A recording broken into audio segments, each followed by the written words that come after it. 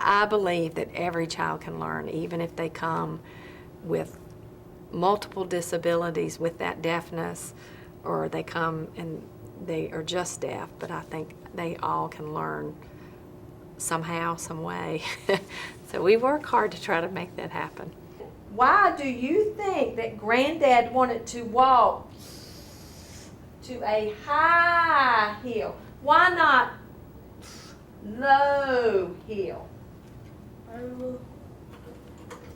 Because the high hill, we can stand and see everything below. If it's a low hill, you won't be able to see because of the trees and everything. So, my favorite, it's best. Mole says my favorite. Woo! We go up and walk. Good. The beautiful trees. We walk for a long time. Very good. I wish that all teachers knew that deaf students are very capable, and just to hold them to the same expectations they would any child. Okay, and how about over here? Who wants to share?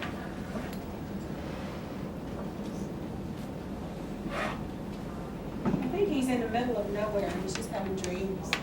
Any particular dreams?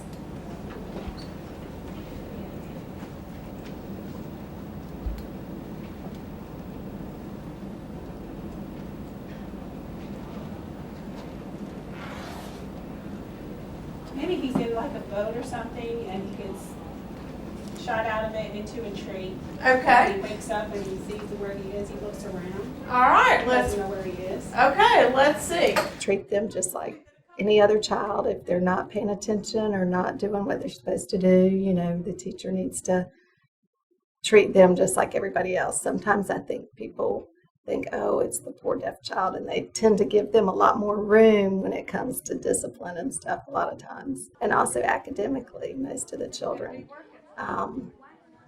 not all, but a lot of the children here have pretty good language and are doing very well in the classroom. And just, try to remember to treat them the same you would any other child as far as what you expect from them as academically, homework, reading, their math, anything else with other classes. The most important thing is to have high expectations for the deaf student. Although deaf students are extremely individual in terms of the previous background that they've had, whether or not they've had any type of early intervention, does the child come from a home in which the parents know signing if they've selected signing for the child? Does the child come from a background where English is not the child's home language? So there are many different factors that are involved in thinking about what's appropriate for a deaf student. The family, of course, is the biggest determiner of that in terms of mode of communication and family support. But I would say generally for a regular classroom teacher to have high expectations of a deaf student, but realize that deaf students enter schooling with different types of knowledge, different types of experiences. I think the regular classroom teacher, in order to educate the deaf student, really needs to know about that student, just like she would the hearing students in the classroom. Get to know the background about the student, because that plays an important role when the child comes in day after day. I also think it's important for them to learn about deaf culture and what that brings with the child, as well as deafness itself.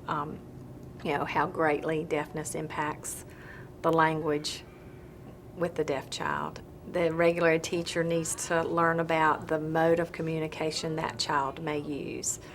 Some of our students use American Sign Language, some use more Pidgin, but it would be important for them to understand that there is a difference. I would probably advise a regular classroom teacher to consult with the teacher of the deaf who probably has the primary information about the student.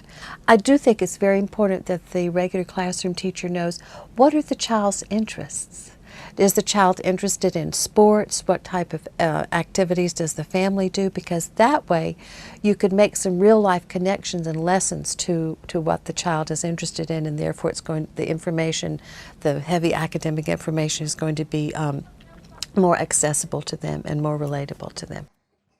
When I've taken sign language classes, a lot of the first things they did was kind of dispel a lot of the rumors people think about deaf people, that deaf people can't drive and they read Braille, or they think, they're just a lot of silly little things that oftentimes people don't know and don't realize. I had one regular ed teacher who did share that, she didn't realize how, often profoundly deaf kids will make little noises. And, I was like, well, that's good to know, because then, if we do have a teacher who's never had a deaf child, it's good to let them know, well, they might make these little noises because, they're not totally silent. Ask Ryan.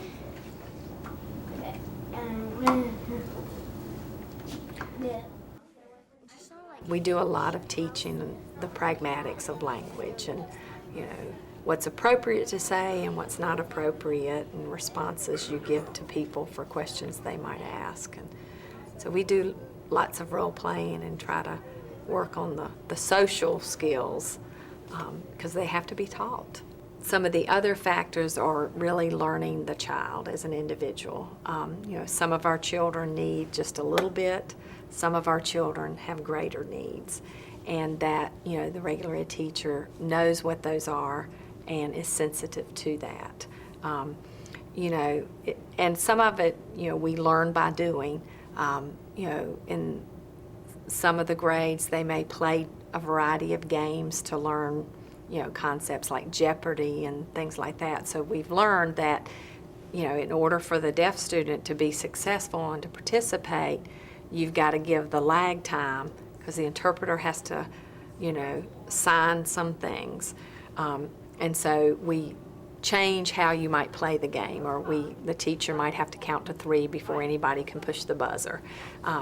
So I find the willingness of a teacher to make those changes and to accommodate that, I have a child that has special needs in the classroom. That is just a great thing.